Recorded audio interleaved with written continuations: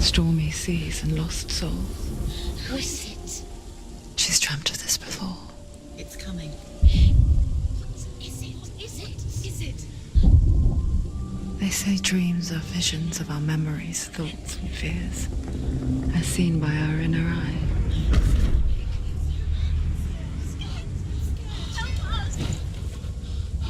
But what if each one of us is always dreaming, even when awake? And we only see what our inner eye creates for us. Is this what hell is? A world shaped by Senua's nightmares. Maybe that's why people fear seeing the world through her eyes. Yes, she's scared. Because if you believe that Senua's reality is twisted, you must accept that yours might be too.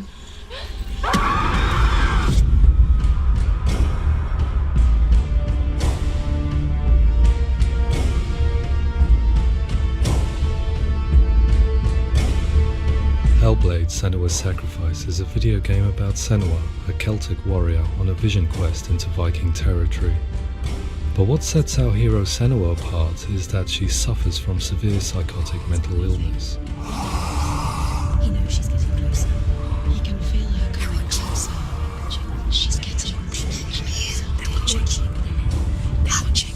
The original idea for Hellblade was to create a classic hero's journey, a journey of suffering, but one where the fantasy world is not another planet or alternate universe, but a world that is constructed in Senua's mind.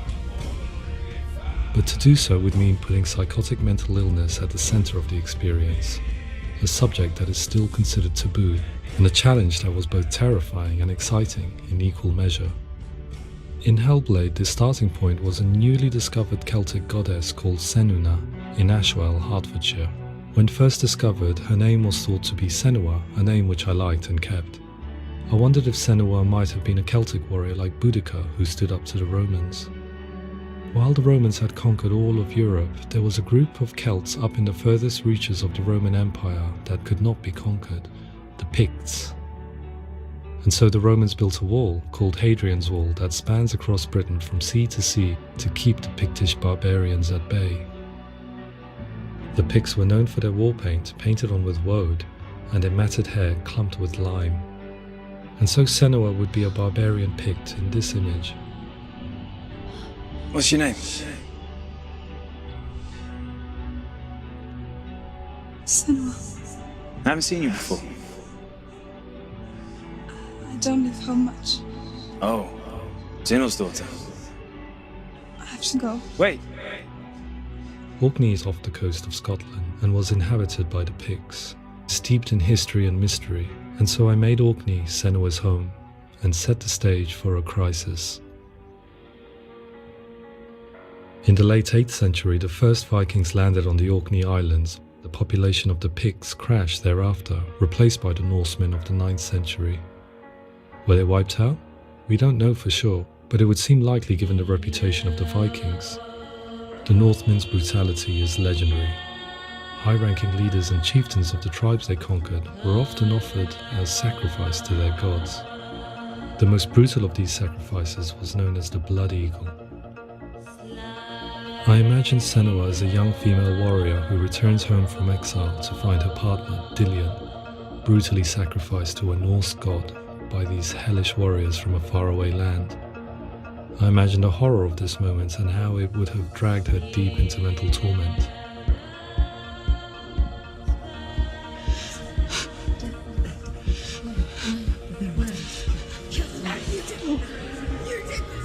No!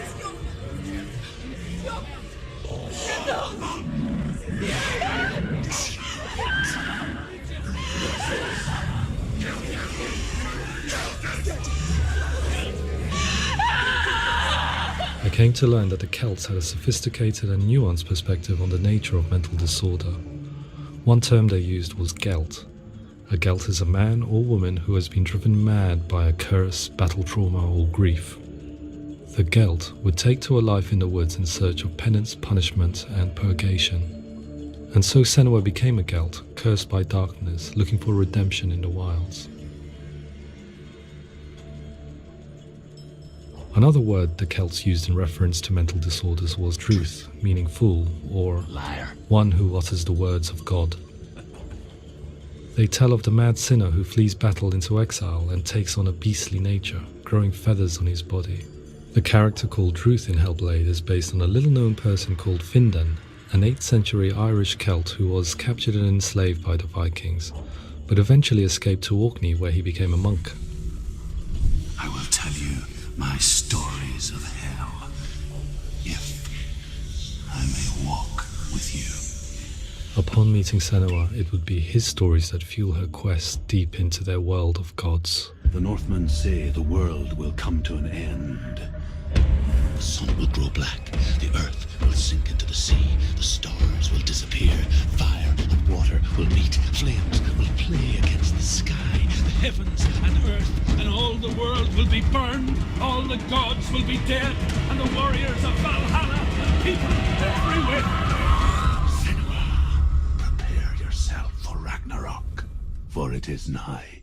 So the stage was set for a new adventure, a journey into the Norse underworld called Hell, a vision quest fueled by madness and myth, a fantasy that was created by Senua's own mind, and one that we would experience through her eyes. This is your mission.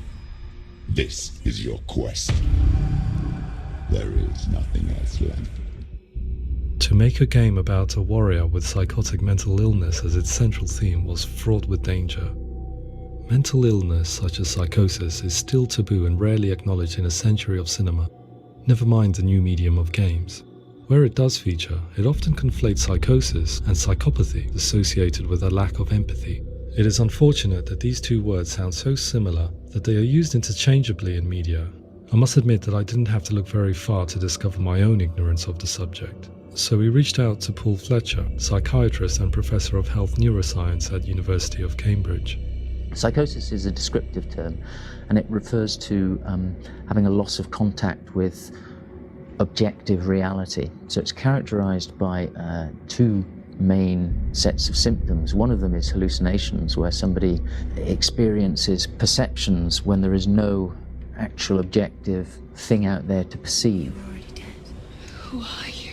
And the other is delusions, where somebody comes to very often bizarre, unpleasant, frightening beliefs when there's no good evidence in favor of them. There's no doubt about it. The source of the darkness is in Helheim.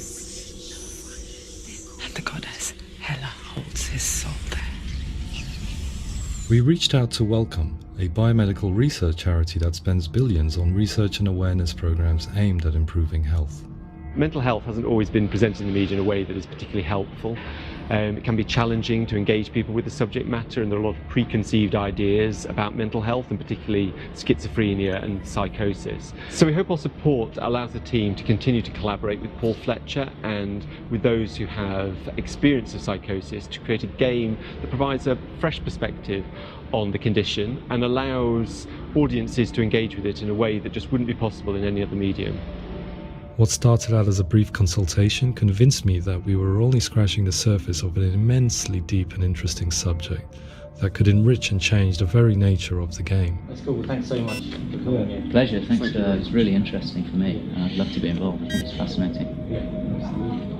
Absolutely. Our understanding of psychosis is still very much a mystery, and ways of treating it are still primitive compared to physical illness. After all, it is easy to see the pain and suffering caused by physical diseases or physical trauma. It is not so easy to see the mental suffering and trauma of severe mental illness. But what if we could find a way to see it? Games are capable of drawing you in for hours on end, playing the role of a character who is different from you, experiencing their perspective, and actively involving you in a world that functions with a different set of rules.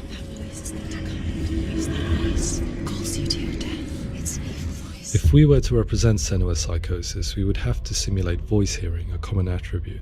But how can we simulate something we have no first-hand experience of? Professor Charles Fernyhough, a leading expert in voice hearing from Durham University, offered his help. Hearing voices is an experience that is usually associated with severe mental illness, and crucially we know that hearing voices is a part of ordinary life for many people who don't meet the criteria for mental illness. Yeah. Oh, that's not him in real life. We know voices vary according to where they appear in space. Voices can appear far away in the distance, they can appear right there in your ear, they can seem to be coming from inside your head. Based on the information Professor Fernie Ho provided, I put together a sound brief and invited some actors to the studio. We recorded the actors using a binaural microphone, which records the 3D spatial position of sound, replicating the way sound is heard by human ears. It gives you an incredible sense that the person you are listening to is right there beside you. See how she's going.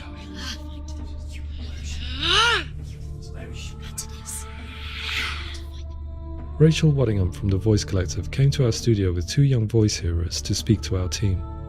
We talked at length about their experiences and they listened to our tests, giving us feedback on how we could improve on it. Everyone hates her. She's cursed. It's very hard to represent what this experience is like, partly because it's such a personal, intense, emotional experience. It's testament to how Ninja Theory have been listening to what the researchers are saying, but also, crucially, listening to the experts by experience. What they've come up with is so compelling. It's by far the best representation I've heard of what these experiences are like.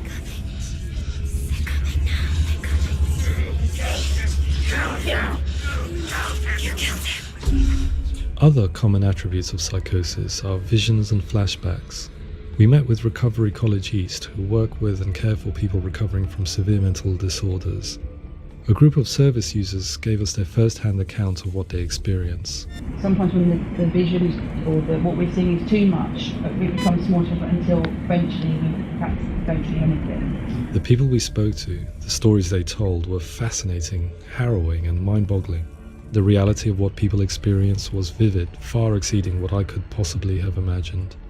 We went away itching to represent some of these visions and flashbacks in the game. Hands will know my heart is so, love is so far away. Don't you know how I wanna feel deeper? I could never know how you grow, all these days are killing me. Now I see deep in me insanity does unfold. I just wanna feel deeper, deeper. I just wanna feel deeper, deeper.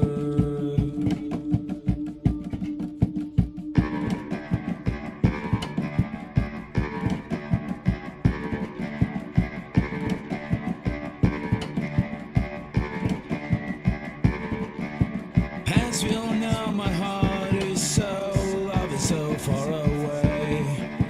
Don't you know how I wanna feel deeper?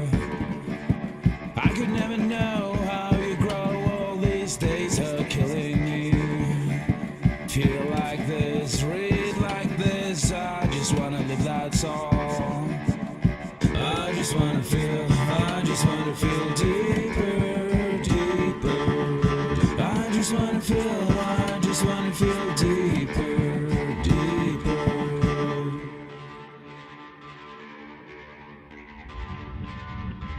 To refine our work, we continue to hold meetings with Recovery College East over the course of a year and a half, showing them what we had achieved so far and refining the in-game representations based on their feedback. With their help, flashbacks, visions and changes in perception were woven into the story and gameplay of Senua. The students that are involved in this project are incredibly excited about being involved.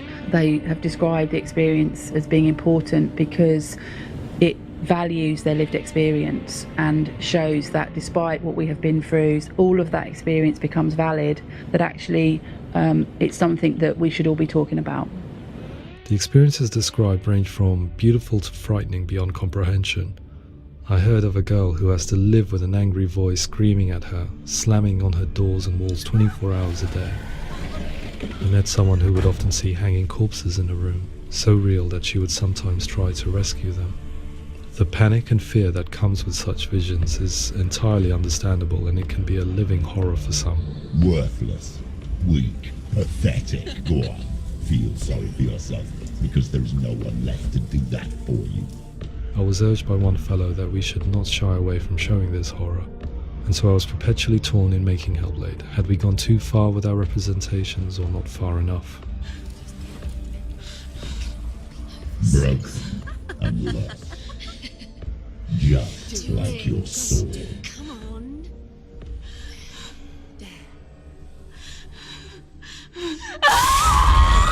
In some ways, voice hearing and visions were the low-hanging fruit, so to speak.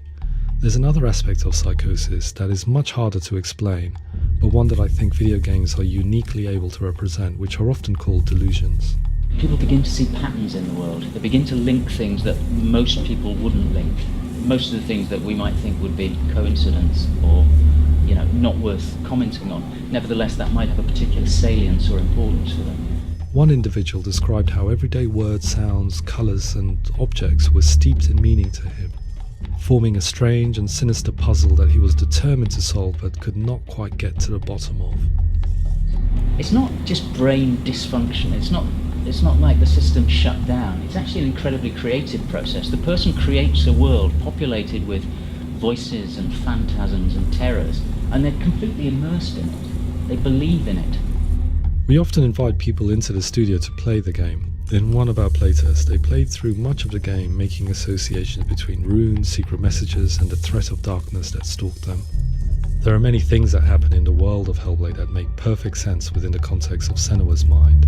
The dark rot that's killing her slowly from within, the secret runes of the gods that block her path to Helheim, and strange associations that exist in the game to confuse you.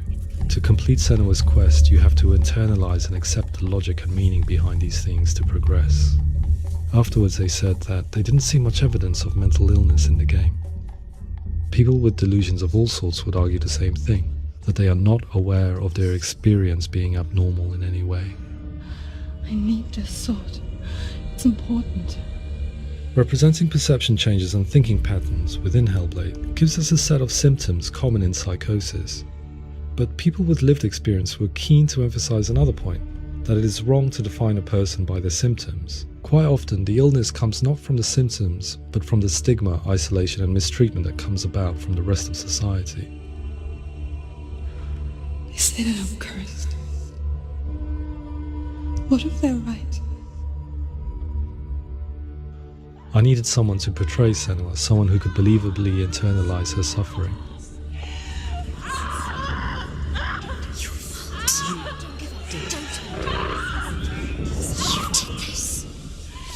Melina Jurgens, our video editor, had been a stand-in for Senua over a few months while we perfected our motion capture techniques. Without realizing it, she had already auditioned for the role, and I knew her well enough to know that I didn't have to teach her to act, but to relive her own internal pain. As often is the case, those who have suffered mental anguish are never far from us.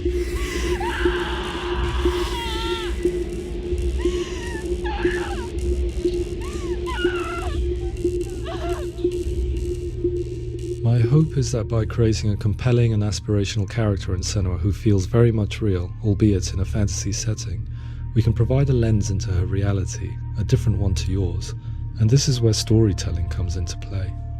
I imagined her life based on common threads in real people's lives. She was always prone to psychosis as a child. Her mother Galina also heard voices and had visions, so perhaps there was a genetic aspect. Or perhaps it was cultural, as she lived within a world without science, of gods and a superstition, as exemplified by her druid father Zimbal. Psychosis developed in her late teens to early 20s and was exacerbated by stigma and isolation at the hands of the clansmen and her father. This darkness. It's spreading.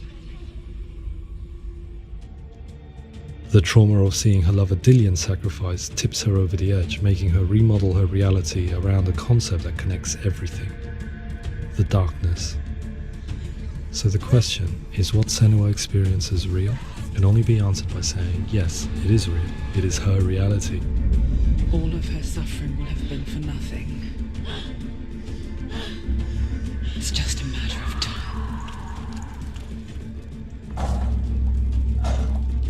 Towards the end of the project, service users and professionals that had collaborated with us were invited to see the near-final game. It was a chance to see if the game had reflected their views or if it had misrepresented them. For me, being involved in especially developing Senua's character has been really important, and being able to bring in my perspective and what I see and what I hear and having that built into the game has been a real privilege. It's gritty and it's meaty, and there are some tough subjects in there that are being tackled with honesty.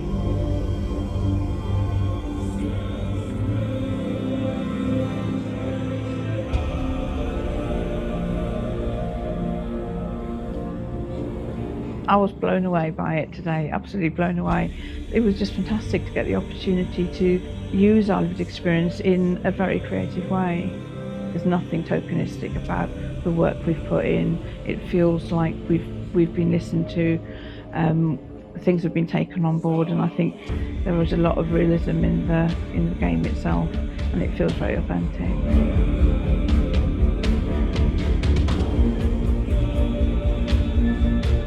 Hellblade will give people a good experience of what it's like to hear voices and have those experiences.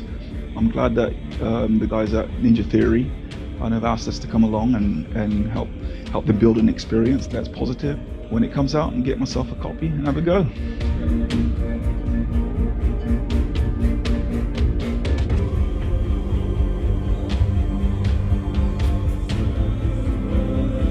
I think all the way through I was really inspired by how the conversations have translated into the game in a way that I think I didn't imagine was possible. So wonderful, really wonderful.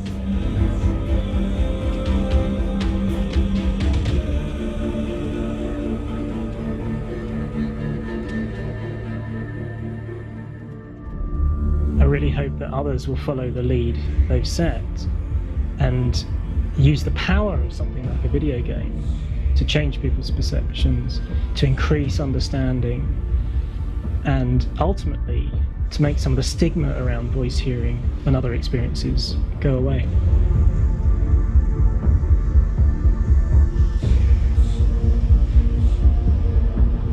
For me, it was really exciting to see something that I explore scientifically being represented so beautifully in a character who's trying to penetrate the mysteries of the environment in which they've been placed, with all of this strange uncertainty and noise and conflicting information that they're getting. I'm very excited by this way of trying to represent mental illness, because I think it actually might be offering us insights that we wouldn't get from pure scientific explorations, and actually giving us quite an empathic view of what it might be like.